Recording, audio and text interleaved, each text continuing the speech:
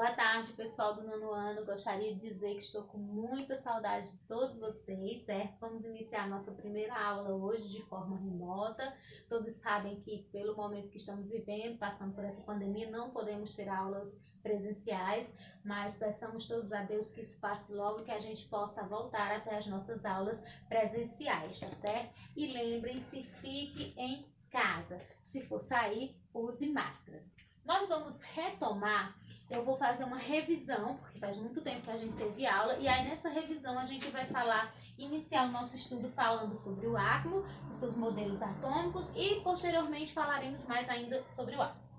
O átomo, que seja o átomo. O átomo é a menor partícula constituinte da matéria. Quando estudamos os seres vivos no 7º ano, a gente estudou que os seres vivos são constituídos por células, que são as menores unidades vivas, formadoras dos seres vivos.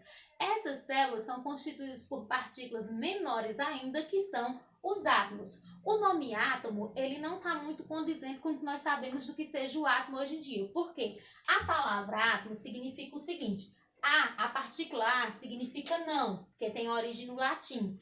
E tomo significa parte. Então, significaria que o átomo é algo que não parte, é algo que não se divide.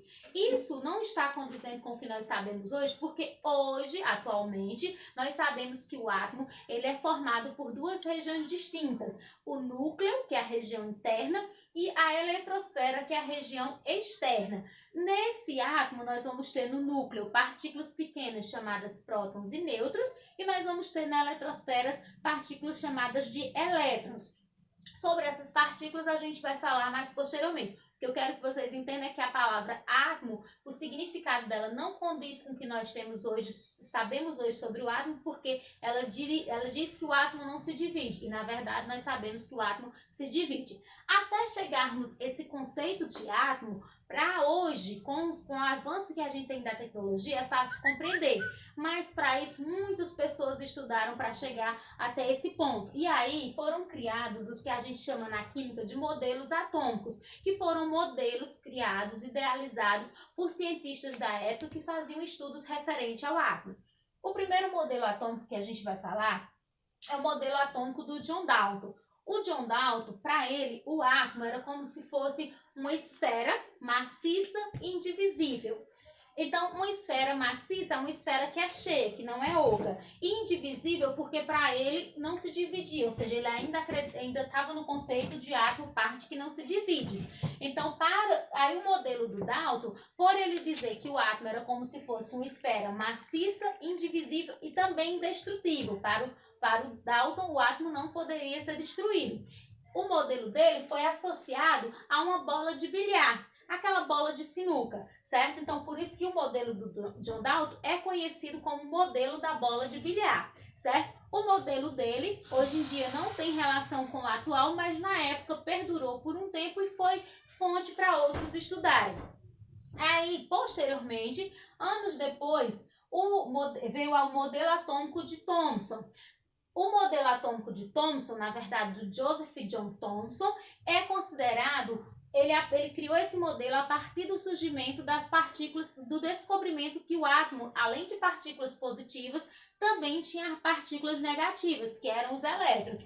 Então, o Thomson imaginou o seguinte, que o átomo seria assim constituído, uma grande massa positiva, né, com a carga positiva, e dentro dessa massa estariam incrustados, ou seja, dentro dessa massa estariam incrustadas lá dentro partículas negativas, certo? Então seria mais ou menos assim, uma massa positiva e dentro da massa positiva as partículas negativas, que seriam os elétrons. Esse modelo dele ficou muito parecido como se fosse um pudim de passas, onde o pudim seria a massa positiva e as passas, as uvas passas, seriam os elétrons. É por isso que o modelo atômico do Joseph John Thomson, ou só o modelo atômico de Thomson, ficou conhecido como modelo do pudim de passas, certo? Thomson também é bastante conhecido por ser considerado o pai dos elétrons, porque ele foi o primeiro a elucidar a questão dos elétrons, que tem carga negativa, que, como eu disse, nós vamos estudar posteriormente.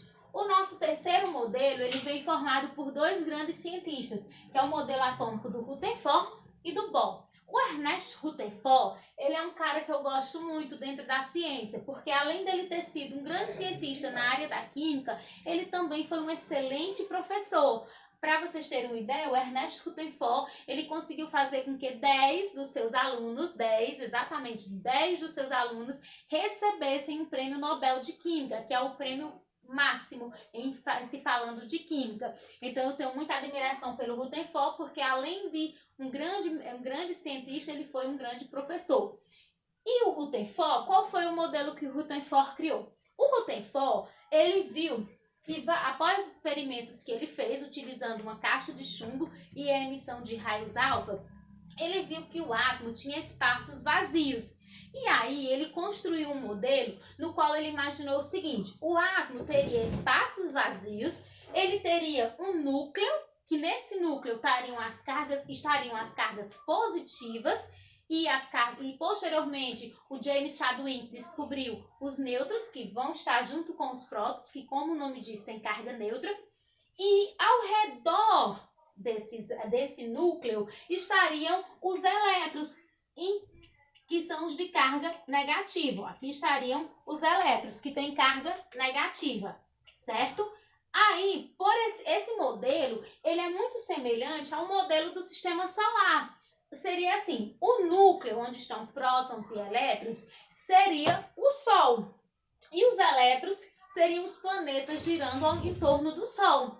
Então, por isso que o modelo do Rutherford-Bohr, que alguns livros trazem somente como do Rutherford e outros trazem como Rutherford-Bohr, ele ficou conhecido como modelo do sistema solar.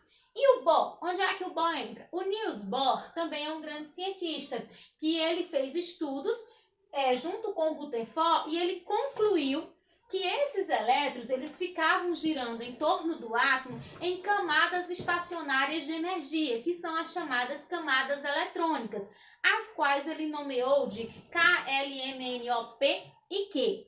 Cada uma dessas camadas tem uma quantidade máxima de elétrons, mas que a gente vai falar sobre isso posteriormente e com bastante calma, certo? Então, repassando, nós vimos que o átomo ele é a menor partícula constituída de todo tipo de matéria, né? O conceito do nome, que significa algo que não se parte, algo que não se divide, não está de acordo com o que nós sabemos hoje, porque nós sabemos que o átomo se divide. Os modelos atômicos que a gente estudou hoje foram o do Dalton, do Thomson e do Rutherford-Bohr. O modelo atômico do Dalton é o que é conhecido como modelo da bola de bilhar, porque para o Dalton o átomo era uma esfera maciça, indivisível e indestrutível, parecida com a bola de bilhar. O do Thomson é o modelo do pudim de passas, porque para o Thomson o átomo teria uma grande massa positiva e cargas elétricas incrustadas nela.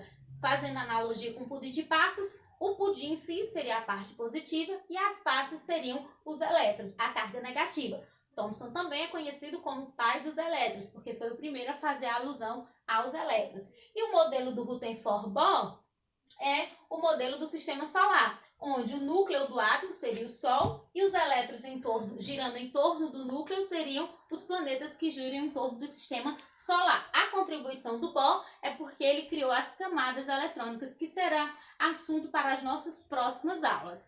Bom, pessoal, por hoje é só. Eu vou postar a videoaula para vocês. Após a postagem da videoaula, também vou postar fotos do conteúdo do meu livro, que é o mesmo que está no livro de vocês, e uma atividade para vocês resolverem. Vocês assistam a videoaula, olhem o conteúdo, resolvam a atividade e após resolver, vocês vão copiar a atividade no caderno e vão resolver. Após resolver, tira foto e joga aqui no grupo para mim corrigir a atividade de vocês.